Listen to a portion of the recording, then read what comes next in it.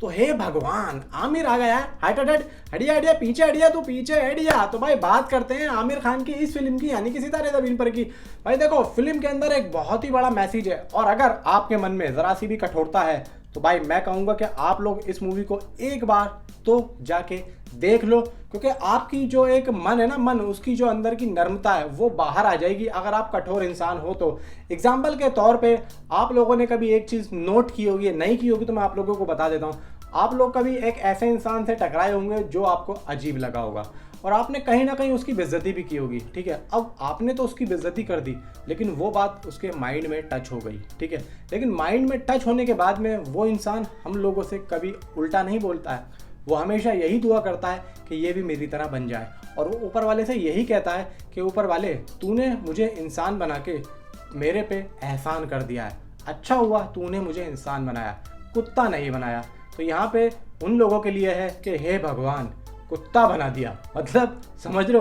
तो यहाँ पे अब आमिर खान को देखो, आप आमिर खान को फिल्म के अंदर ठीक वैसे ही ट्रोल किया जा रहा है जैसे बाहर किया जा रहा है। आमिर खान को हाइट को लेके ट्रोल किया जा रहा है, और हाइट को लेके वो इतना ज़्यादा भाई डिप्रेशन में आ गए हैं अपनी चीज़ों को लेके, भाई वो शराब सिगरेट वगैरह पीना शुरू कर दिया है। अब यहाँ पे भाई पुलिस की गिरफ्त में आ जाते हैं, और फिर उनको ले जाया जाता है कोर्ट। अब कोर्ट में उनको सज़ा दी जाती है कि तुम इन बच्चों को ट्रेंड करोगे, बस। अब यहीं से भाई साहब सारी कहानी शुरू होती है। फर्स्ट हाफ बहुत ही ज़्यादा अच्छा, बहुत ही ज़्यादा खूबसूरत, और ज़रा से छोटे छोटे पंचेज आप लोगों को इतना हंसाएंगे कि आपके पेट में दर्द कर देंगे, कि आप इधर उधर नहीं देखेंगे। आपके पास अगर फ़ोन भी आएगा तो आप फ़ोन को काट देंगे।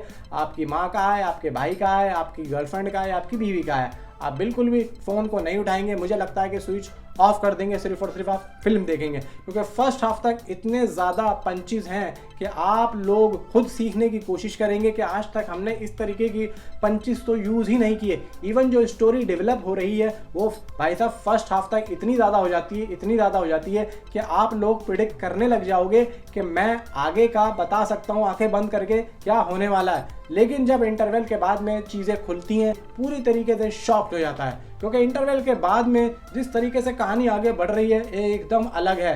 क्योंकि फर्स्ट हाफ हम लोगों को कहीं ना कहीं हंसा रहा है, तो सेकंड हाफ कहीं ना कहीं हम लोगों को हंसाने के साथ साथ वो कहीं ना कहीं हमारी आंखें गीली भी कर रहा है। तो यहाँ पे मैं यही कहना चाहूँगा कि सेकंड हाफ को जिस राइटर ने लिखते हुए अपनी आंखों में आंसू ले आए होंगे, और राइटर ने रोते हुए सेकंड हाफ को लिखा है। भाई साहब इतनी ज़्यादा गहरी बातें हैं, इतनी ज़्यादा इमोशनल टचिंग है कि यहाँ पे आप लोगों का मन और आंखें एकदम सैड हो जाएंगी कि मैं ये क्या देख रहा हूँ। मतलब आप लोगों को ये लगेगा कि आज तक मैंने इस चीज़ पे क्यों ध्यान नहीं दिया। एग्जाम्पल के तौर पे यहाँ पे ट्रेलर में एक डायलॉग है जो कि वो गुल्लू खान बोलती हैं कि हम यहाँ पे जीतने आए हैं, बेइज्जती करने नहीं। मैं उस डायलॉग को आप लोगों को नहीं बता रहा हूँ, मैं वो बता रहा हूँ जिन्होंने फिल्म नहीं देखी वो ट्रेलर को ज़रूर देखा होगा। आप ये समझ के चलो उस लाइन में कितनी ज़्यादा गहरी बात है। तो ऐसी ही गहरी बातें भाई साहब पूरी मूवी के अंदर भरी पड़ी हैं।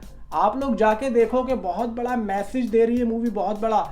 मैं आप लोग को एक और एग्जांपल देता हूँ कि आपको एग्ज़ाम में मतलब कोई फेल हो गया तो कोई पास हो गया, ठीक है। अब जो पास हुआ है वो अपने घर गया और उसने अपने घर वालों को बताया कि मैं पास हो गया, ठीक है। अब एक जो फेल हुआ है वो अपने घर गया, उसके घर वालों को पता लगा कि हमारा बच्चा फेल हो गया। अब यहाँ पे दो घर हैं, एक में खुशियाँ बन रही हैं तो एक में दुख बन रहा है। लेकिन यहाँ पे चीज़ ये आती है कि जो फेल हुआ है वो अपने आप को पूरी लाइफ में फेल ना समझे। तो यहाँ पे आप समझ रहे हो मैं क्या, आप मूवी देखोगे ना तो आप लोगों को पता लगेगा मैं क्या कहने की कोशिश कर रहा हूँ। मैं अगर यहाँ पे खुल के बताने पे आ गया तो आप लोग भाई साहब कहोगे कि यार इन्हें सारी चीज़ें बता दी। मैं बात करता हूँ भाई आमिर खान के काम की। आमिर खान का काम बहुत ही ज़्यादा खूबसूरत है, और आमिर खान के जो इन बच्चों के रिएक्शन पे एक्शन आ रहा है ना वो बहुत ही ज़्यादा क्यूट आ रहा है, और वो सीन बहुत ही ज़्यादा क्यूट लग रहा है। इवन जेनेलिया और आमिर खान जब यहाँ पे साथ में आते हैं तो बहुत ही ज़्यादा इम्पैक्ट फील होता है, रियल फील होती है जोड़ी। और जेनेलिया का काम इतना ज़्यादा मजबूत है कि भाई एकदम मैजिक आ रहा है, मैजिक जेनेलिया के काम में, और मिच्योर इतनी लग रही है। इधर भाई गुरुपाल सिंह का काम भी यहाँ पे आप लोग देखेंगे तो भाई साहब आप कहेंगे कि वाह इस आदमी ने मज़ा बांध दिया। हमेशा की तरह ये आदमी भाई साहब फुल एंटरटेन करके जाता है, फुल एंटरटेन मतलब यार A1 काम किया, टोटल ऑल स्टार कास्ट यहाँ पे A1 है भाई साहब। मुझे राजकुमार हिरानी की फिल्मों की वाइब आ रही थी, मुझे ऐसा लग रहा था कि मैं किस राजकुमार हिरानी की मूवी देख रहा हूँ, या फिर राजकुमार हिरानी या विधु विनोद चोपड़ा ने इस मूवी को प्रोड्यूस और डायरेक्ट किया। मतलब टोटली यहाँ पे मज़ा आ गया। क्लाइमैक्स में एक बहुत ही बड़ा ट्विस्ट है जो कि आप लोगों को हैरान और एकदम अलग कर देगा। बाकी इस मूवी को मैं रेटिंग देना चाहूँगा भाई 5 में से 4.5, क्योंकि आधा स्टार मैं काटना चाहूँगा इसका, जो यहाँ पे थोड़ा बहुत मुझे लगा है अगर ये मूवी ओरिजिनल लेवल पे होती तो भाई साहब और भी ज़्यादा मज़ा आता। तो 5 में से इस मूवी को मैं 4.5 स्टार देना चाहूँगा। और मैं एक बार और कहूँगा कि अगर आप इस मूवी को पसंद नहीं करते हो तो लिटरली कह रहा हूँ भाई साहब एक बार इस मूवी को जाके देख लेना। मैं आपको सिर्फ उन बच्चों के लिए कह रहा हूँ, सिर्फ बच्चों के लिए। आप उन बच्चों को एक बार जाके देखो, ना दिल खुश हो जाए ना तो मेरे वीडियो पे आके मुझे गाली बोल के जाना। और जो इस मूवी के डायरेक्टर है भाई RS प्रसन्ना, उन्होंने भी बहुत ही अच्छे डायरेक्शन दिए और पूरी यहाँ पे ध्यान में रख के दिए कि मुझे किस तरीके से यहाँ पे काम करना है। मिलता हूँ आपसे अगली किसी वीडियो में। Thanks for watching.